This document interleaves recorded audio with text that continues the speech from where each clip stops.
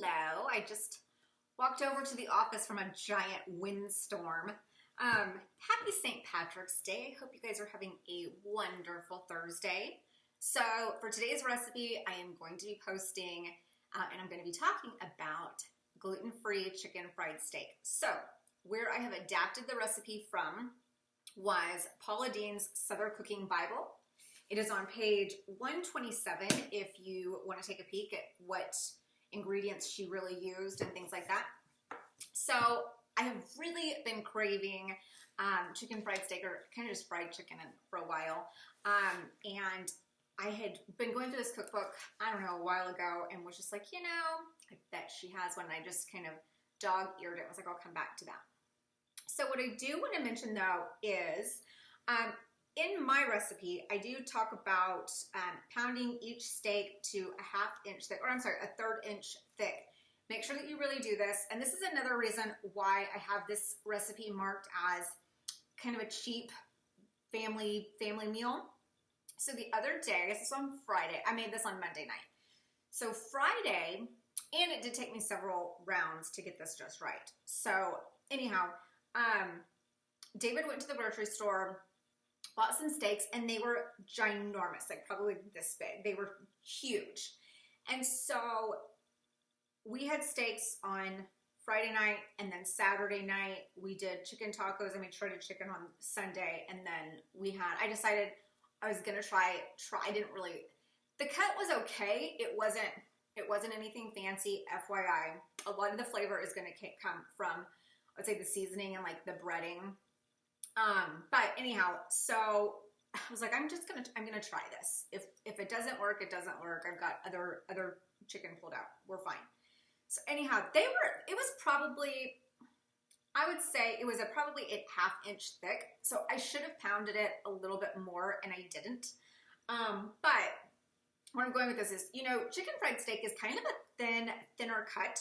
So I was able to, again, this meat was so big. And again, I can't think about it. When you pound it out, it's going to get wider. So I cut it in half. I gave that to David. And then I did half and half. We cricket and I split another half. So anyhow, that's just, so I want to say that steak, it was, when I read the package, I want to say it was like $17.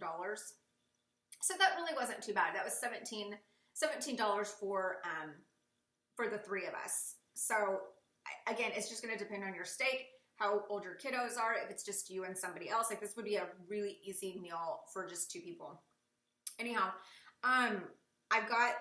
so then it's Paula Deen's house seasoning, and I've put on what that is.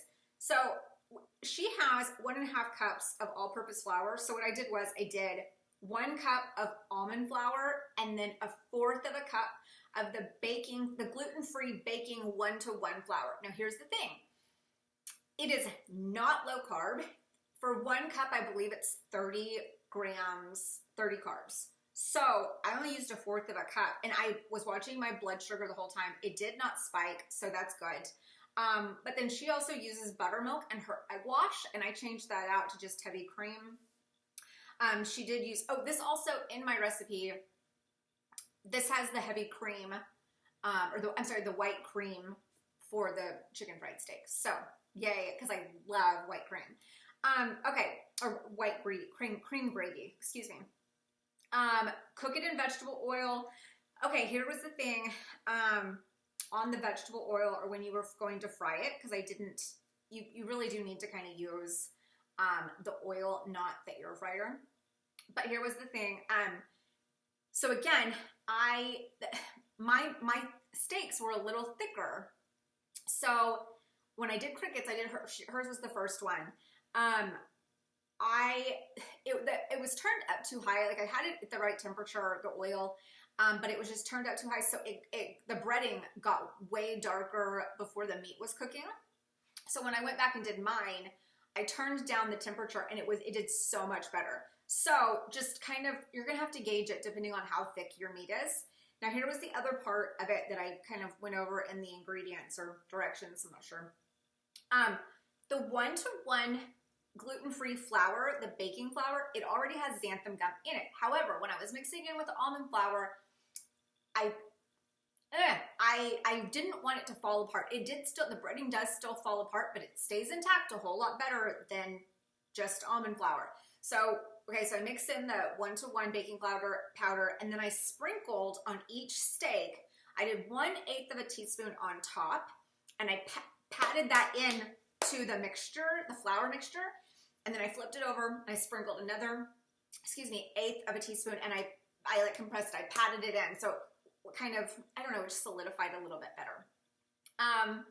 Yeah, I mean, that's kind of it. Oh, also, when you make the cream gravy, I've got it on there, use heavy cream. Make sure that you do this. I was like, oh, I have unsweetened almond milk. I was out of heavy cream. You could taste the almond milk, so stick with the heavy cream. Again, heavy cream, normally, and read the labels, always tell you guys, read the labels.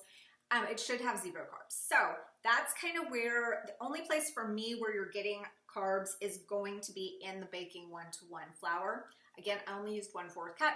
You don't use, and that was mixed, spread between 3 different steaks. So you should be pretty good. This was a really easy recipe to work off of.